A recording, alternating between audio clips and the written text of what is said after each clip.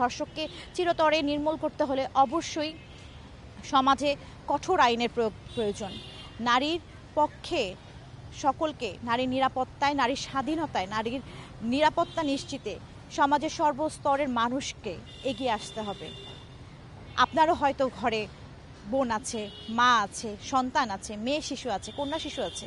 এই শিশুরাও তো একদিন ঘরের বাইরে বের হবে, এই শিশুরাও তো একদিন কর্মস্থলে যাবে, এই শিশুরাও তো একদিন ঘরে কারো বউ হয়ে যাবে। তাদের নিরাপত্তার কথা ভাবুন। আপনি সমাজকে ধর্ষক মুক্ত করতে হলে প্রথমে মানসিকতার পরিবর্তন আনতে হবে। ধর্ষক মুক্ত সমাজ গড়তে হলে চিন্তা ভাবনার পরিবর্তন ঘটাতে হবে। ধর্ষকের জন্য কোনো পোশাক নয়, ধর্ষণের জন্য কোনো পোশাক নয়, এর পেছনে রয়েছে নিকৃষ্ট মানসিকতার মানুষ।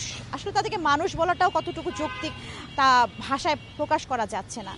তারা হায়নারূপী মানুষ, তাদের মানবিকতা কতটুকু তাও আজ প্রশ্নবিদ্ধ। তবুও সবারই একটা কামনা, যেন আসিয়ার মতো এই সমাজে আরেকটি শিশুকে, আরেকটি নারীকে, আরেকটি মাকে বা আরেকটি বোনকে এইভাবে নিজের জীবন দিয়ে দিতে না হয়। এত করুণ মৃত্যু যেন কারো না ঘটুক, তাই সর্বস্তরের জনগণ এই আশাটি করছে। আমাদের ক্ষমা করে দিক, আসিয়া যেন এই সমাজের যারা তার সাথে এই নিকৃষ্ট কাজটি করেছে তার বিচার যেন আসিয়া পেতে পারে এই বাংলাদেশের মাটিতেই। তাই চাওয়া একমাত্র, যেন আসিয়ার এই মৃত্যুর বিচার, কঠোর বিচার এবং দৃষ্টান্তমূলক বিচার বাংলাদেশের মানুষ দেখতে পারুক, তাই একমাত্র কামনা।